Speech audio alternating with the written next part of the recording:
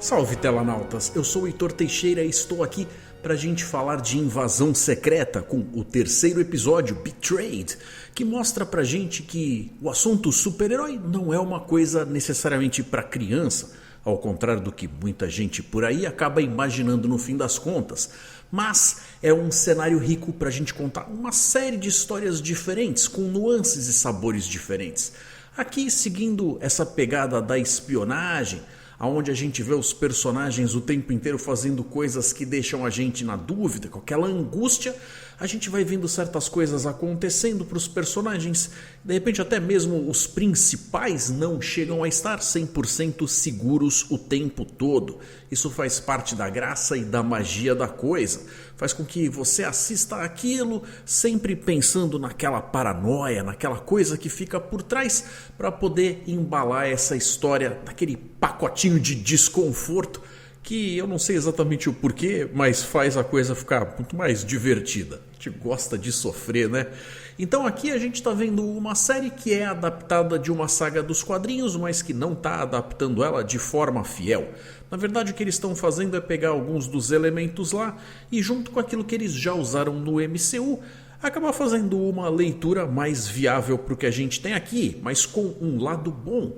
A gente não precisa ser tão versado assim em MCU, em todas as produções que a Marvel, inclusive debaixo da tutela da Disney, fez até o momento para conseguir curtir.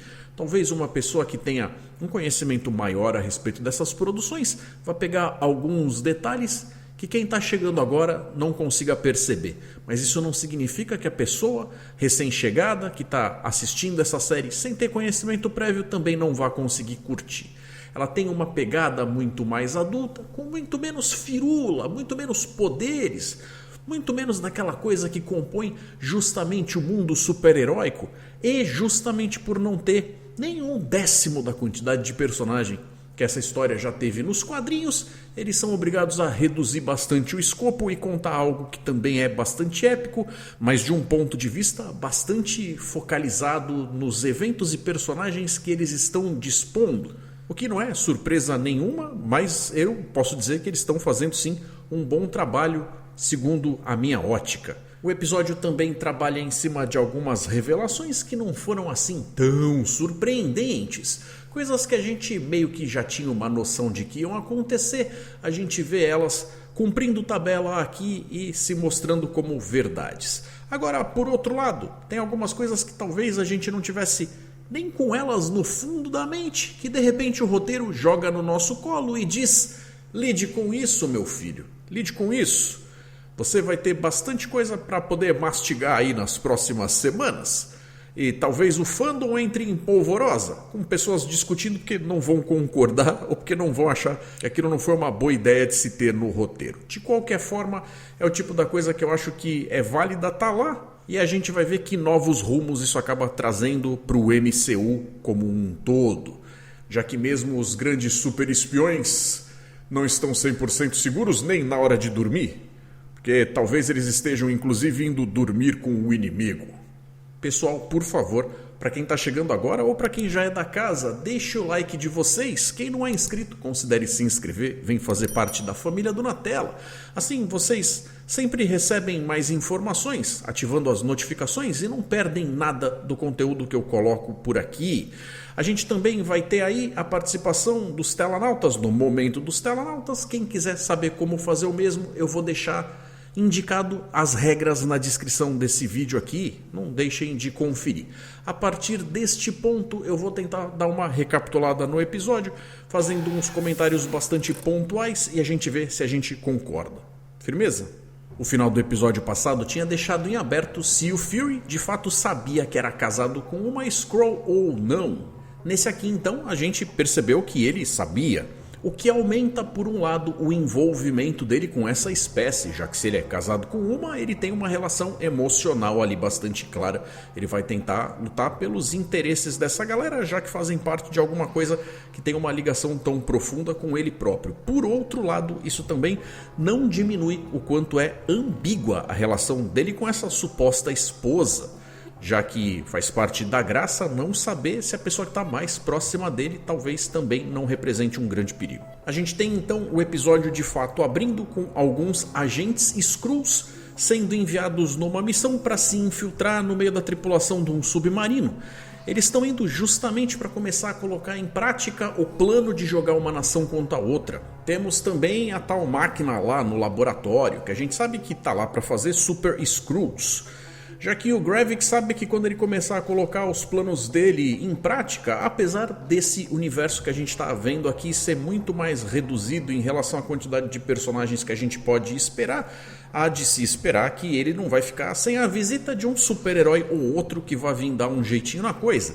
Então ele obviamente precisa ter algumas vantagens do lado dele também. E mais pra frente no episódio a gente chega até a ter uma cena que dá uma pista de que a máquina já está sendo implementada em uso.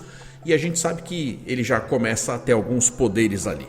Poderes esse que ele precisa justamente para ter esta super vantagem que ele garante para o pessoal do conselho, que está tudo sob controle. Porque nesse jogo de xadrez ele está alguns lances na frente de todo mundo, já sabendo o que tem para esperar e não vai ficar de bobeira sem cobrir a sua retaguarda. Quando a gente dá uma passeada lá por 1998, a gente vê o Fury pela primeira vez conhecendo a Skrull Vera, que vai acabar se tornando a esposa dele, e aí a gente tem certeza de que desde aquela época ele já sabia quem ela era. Galera, eu vou falar para vocês que a tecnologia de rejuvenescimento não tem como não impressionar. Você conseguir ver esses atores como eles estão hoje, fazendo um papel tão mais novos e com uma qualidade daquelas numa série de TV é algo, no mínimo, muito surpreendente. Estão de parabéns. Se você parar para perceber, nessa cena, quando eles estão conversando, ela acaba entregando um papel ali com informações a respeito da organização do Dreykov, que acaba sendo o vilão que aparece lá no filme da Viúva Negra. Coisa essa que vai corroborar com uma certa jogada de coisas na cara que o Talos faz um pouco mais pra frente no episódio. Então ali naquele momento a gente vê que tem um começo de um flerte, de um relacionamento, uma coisa fofinha, um gingado gostoso acontecendo entre os dois. Mas quando a gente salta para os tempos atuais, inclusive e principalmente depois de tudo que aconteceu, nesses tempos mais próximos do que está rolando na série, aí eles ainda podem ter uma relação muito próxima por causa de toda a sua história pregressa, mas de qualquer forma o que muito provavelmente ficou de fato prejudicado foi o fator confiança que eles têm entre eles, e esse é o mais importante com certeza. Ela explica para ele que quando ele sumiu pela primeira vez, ela se sentiu como uma viúva, de coração partido, tentando lidar como todo o resto da população mundial com a partida dos seus entes queridos. E ela teve que treinar bastante o seu coraçãozinho para lidar com aquela informação que era tão avassaladora. Mas de qualquer forma, partido mesmo ficou o coração dela quando ele voltou e ainda assim resolveu não voltar. Porque aí ele estava lá, mas não estava disponível, foi como se ele tivesse escolhido estar longe. E essa sensação foi uma que para ela foi muito mais difícil de lidar. Nesse sentido, então, a gente acaba tendo meio que uma repetição do que já tinha sido dito no relacionamento entre o Fury e o Talos no episódio passado, com esse negócio de você foi embora, você podia ter voltado, a gente podia ter conversado, terminado coisas, mas você se manteve longe e tal. Então, nesse sentido, ou o roteiro está plantando alguma coisa aí para trabalhar melhor depois com alguma informação que a gente ainda não tem, que fala muito sobre as motivações do Fury, ou talvez só esteja tentando mostrar pra gente que realmente no meio de toda aquela situação ele pisou na bola com muita gente que não está feliz com ele, e se esse for o caso, vai ter sido com razão, de fato. O Gravik, por sua vez, sabe que para alcançar os objetivos dele, ele talvez inclusive precise fazer alguns sacrifícios. Alguns desses que podem ser coisas pesadas, difíceis de engolir, mas como ele é sim um estrategista, ele tem que pensar à frente. E talvez dessas pessoas, aquela que está mais próxima aí, ele precisa garantir que seja uma pessoa que está trabalhando com ele e não contra ele, é a Jaya. Que nós sabemos que está agindo contra ele e está fazendo o melhor que pode para tentar esconder isso do cara. mas ele já sentiu que a situação tá meio esquisita e já tá plantando as coisas ali para poder armar a arapuca, pegar ela com a boca na botija. O Talos pediu uma reunião com ele, com o Gravik, lembrando que o Talos era visto pelos Skrulls como uma espécie de líder, um mentor, alguém que estava à frente cuidando dos interesses desta nação alienígena aqui na Terra. Mas agora ele foi substituído na posição de general, de alguém que toma certas decisões e dá certas ordens ali, como estando no topo dessa cadeia hierárquica. Então a gente tem ali nessa conversa uma espécie de embate entre o novo e o velho. Coisa que o Talos até consegue engolir, que tem coisas que talvez não estejam lá muito do jeito dele, mas ele vai para ter essa conversa, levando em consideração que além de ser um líder para esse povo, ele também é o pai da Jaya, o que muda bastante a forma como ele interage dependendo de qual ponto de vista do que está sendo tratado entre os dois. Então, se por um lado o Talos está querendo arranjar um jeito de tentar chamar pela atenção do Gravik, pedindo para ele largar a mão de ser besta, deixar isso de lado, colocar essa loucura para lá, tentar fazer com que ele volte a ter uma certa sobriedade e volte a ver as coisas com clareza. Por outro lado, ele está lá na função de um pai que não quer ver a filha se machucar. No carro a gente viu o Gravik de forma até bastante displicente. Foi uma coisa tão, assim, feita de forma forçada, tão artificial, que ficou bem evidente o que ele estava fazendo. Qual era o objetivo que ele queria alcançar com aquele negócio de soltar uma informação tão valiosa, assim como se não fosse nada, já que ele sabia que ele iria lucrar ou com o plano A ou com o plano B. Caso o negócio desse certo, ele lucrava em primeira instância com a destruição do tal avião. Caso não desse, ele pelo menos ia descobrir por onde é que estava vazando a informação de coisas que têm minado as operações dos grupos dele.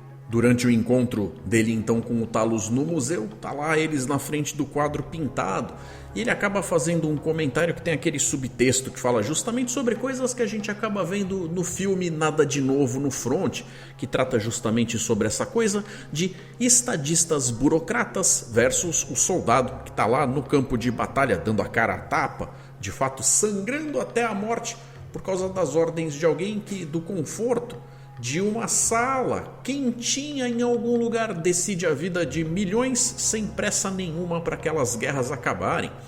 Ele aqui mostra que a situação nesse sentido coloca ele na posição sim de alguém que está disposto a derramar o próprio sangue porque ele acredita na sua causa. Em uma discussão ou desentendimento entre eles, a gente vê que o Gravik não está sozinho.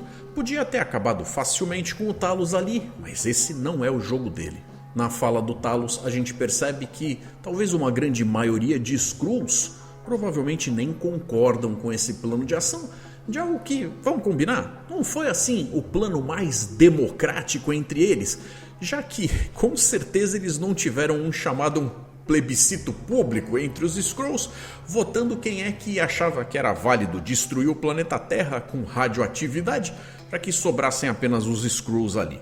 Então o Talos sabe que se a maioria fosse consultada, aquele plano seria condenado e é uma das coisas que ele usa para tentar convencer o cara do lado de lá a largar de besteira. Mas como eu falei, entender que o mar não estava para peixe, o Talos até que foi preparado para isso.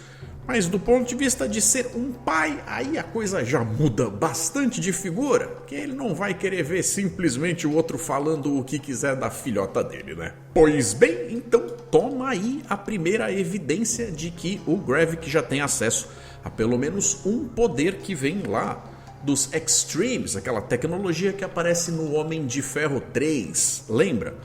É de lá. Ele regenerando a mãozinha, brilhante, aquela coisa toda. Uma coisa que me deixou um pouco encafifado ao longo do episódio foi esse negócio de ver que horas o Talos é representado como um cara cabuloso de verdade, que consegue fazer os negócios lá quase como um grande agente, aquele negócio todo, mas de vez em quando parece que a habilidade dele dá uma falhada.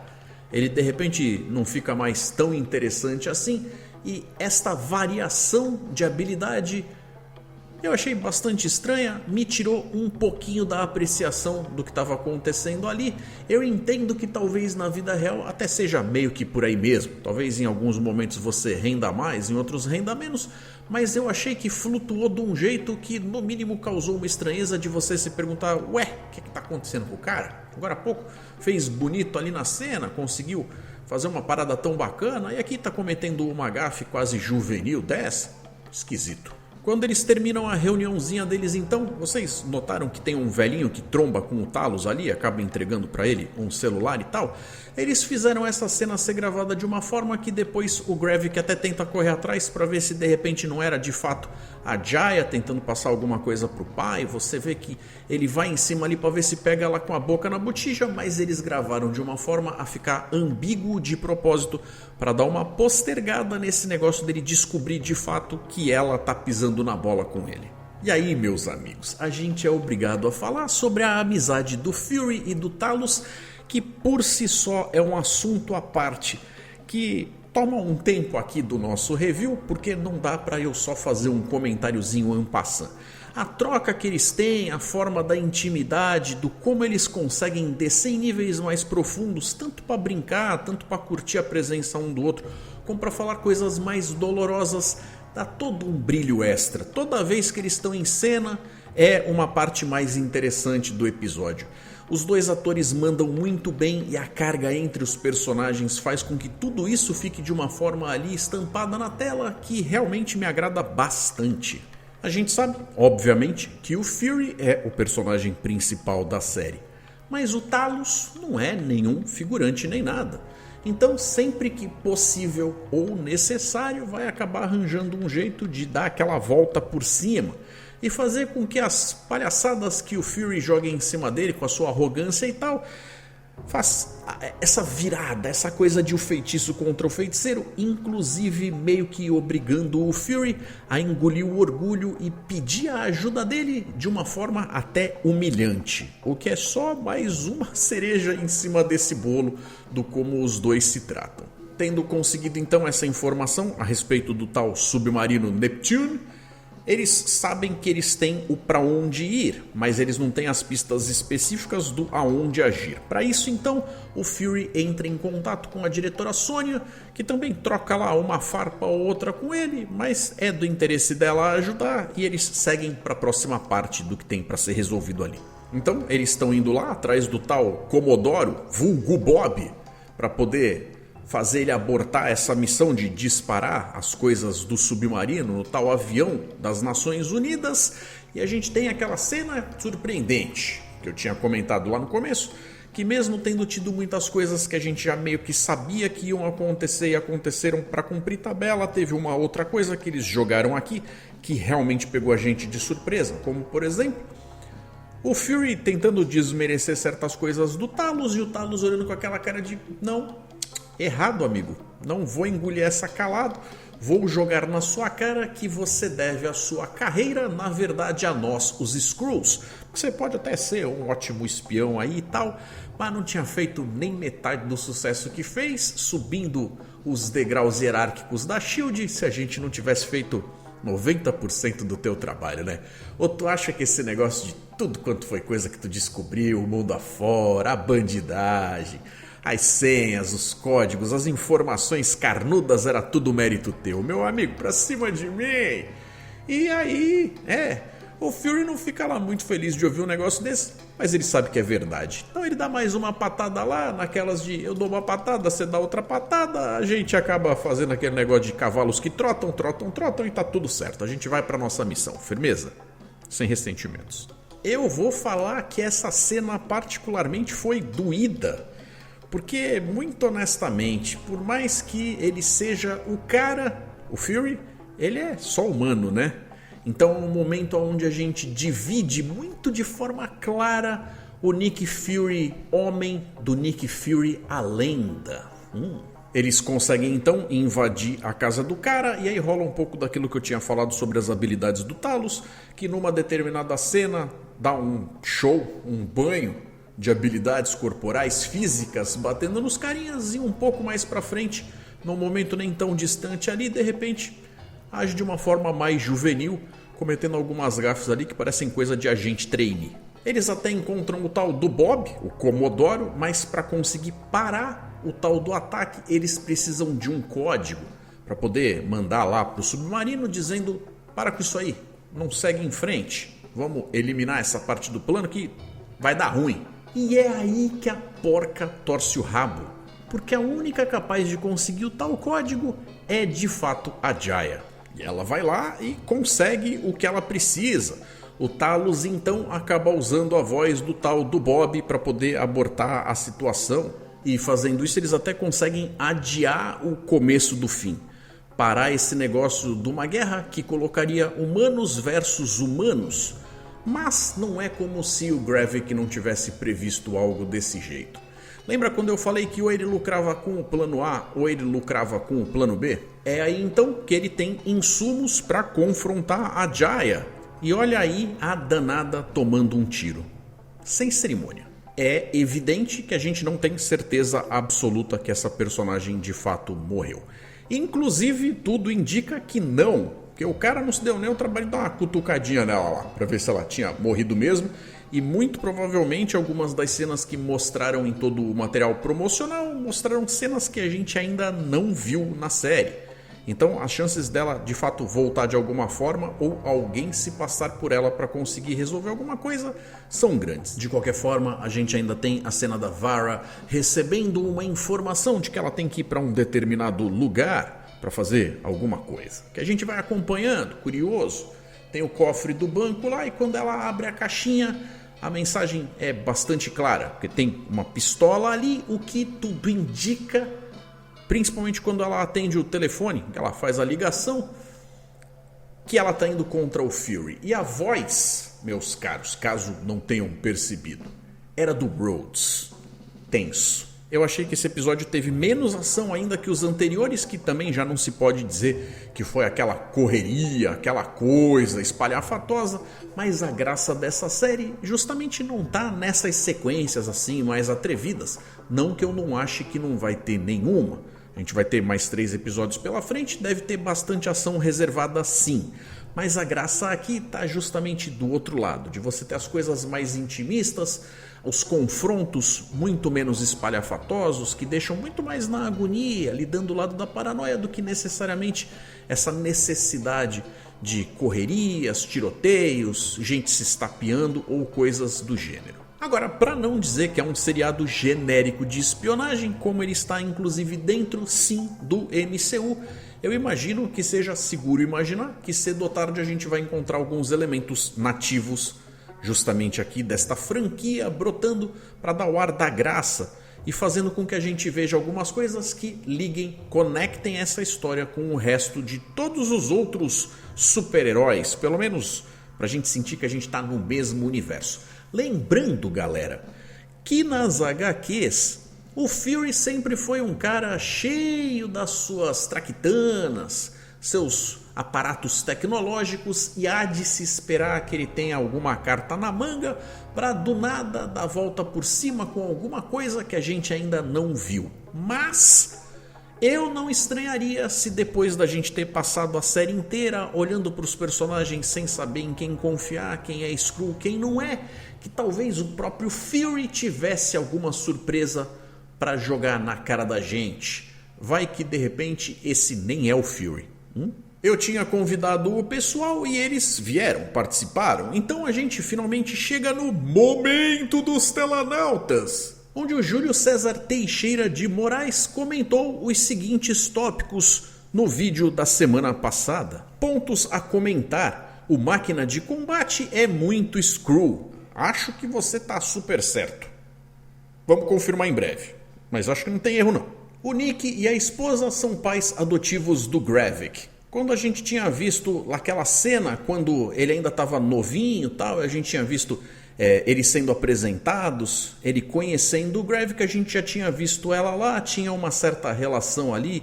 Não sei se ele necessariamente era alguma espécie de órfão que tinha sido cuidado por ela e tal, ele estava sob a tutela dela ou não, mas há de se esperar que sim, eles tenham uma certa ligação. Se ele de fato vê o Nick como pai, Não sei, não duvido, acho que talvez você possa estar certo. Se não for exatamente isso, uma variação desse tema caberia também da mesma forma. O Talos chamou os Skrulls para a Terra no período do Blip. Isso é sim falado dentro do episódio, a partir do momento em que o anfitrião deixa de estar presente e o convidado não faz a menor ideia do que está acontecendo. Em algum momento ele se desespera. E aí o que ele acha que de melhor pode fazer é trazer o resto da galera para cá, mesmo sabendo que talvez, se o dono da casa ficasse sabendo, não ia ficar lá muito feliz. Mas é o que ele faz. O Gravik achou que o Nick tinha abandonado ele e por isso virou terrorista. Mas na verdade o Nick foi blipado. Se isso for verdade, seria então a terceira pessoa a ter ficado muito puta com o Nick. Não pelo fato de ele ter sido blipado, porque isso não foi culpa dele. Mas quando ele retornou, ele ter escolhido ficar na estação espacial lá em cima pode ter causado para muita gente uma sensação de abandono de fato. Não sei se é o caso, mas está registrado aqui o seu comentário. Se a gente descobrir que é exatamente isso, você vai poder se vangloriar. Parabéns! Por conta disso, o Nick ficou tão desesperançoso quando voltou, pois ele meio que perdeu o filho. Pois é, esse é um complemento do que você disse antes, talvez, pode ser sim. Não foi exatamente como a gente tratou o assunto, não viu sendo tratado em tela até o momento. O Fury até então está olhando para o Gravik como uma ameaça, vai ser sim uma forma de subverter essa informação, sendo que eles tinham uma ligação basicamente carinhosa lá atrás, e aqui ele teria se tornado um antagonista tão perigoso. Seria no mínimo irônico, não é mesmo? E o Gervásio, que participou também, enviou pra gente. Oi, eu adorei esse episódio e a série e concordo contigo. Uma pessoa mal intencionada, não importa a espécie, vai sempre justificar suas ações como sendo nobres, mesmo matando seus semelhantes por um bem maior, entre aspas. Ou seja, uma baita hipocrisia. Gervásio, em toda a história que tem um vilão, a gente tem que lembrar que raramente o vilão acha que ele é o vilão. Sempre acha que está com a razão. E o pior, tem um monte de gente que às vezes concorda com ele. Inclusive na vida real, o que deixa tudo muito mais complicado de lidar. Essa história principalmente mostra que as coisas não são assim, preto no branco, bom ou mal. As coisas têm aquela escala de cinza moral e fica bastante complicado julgar certas coisas, já que ninguém tem 100% de razão. O que, mais uma vez, lembra bastante a vida real. Frustrante, né? Galera, obrigado por vocês terem assistido até aqui, pela audiência. Se quiser participar do momento dos Telanautas, como fizeram os nossos amigos, lembrando, as regras vão estar na descrição do vídeo e eu vou estar ansioso, querendo saber a opinião de vocês. Principalmente sobre essa história aí, sobre dizer que o Fury é um cara cabuloso, mas deve muito de toda essa história, toda essa coisa, essa aura brilhante que colocam em cima dele, por causa do contato que ele teve, toda essa vantagem com os Skrulls, que basicamente eram os ninjas alienígenas dele, infiltrados em tudo quanto era canto por aí, trazendo informações carnudas e fofinhas, deliciosas, para que ele pudesse ser um grande espião. Será que ele era uma fraude? Não sei, me digam vocês, estou curioso para saber. Então, eu vou ficando por aqui, acho que a gente cobriu basicamente o grosso, o mais interessante do episódio.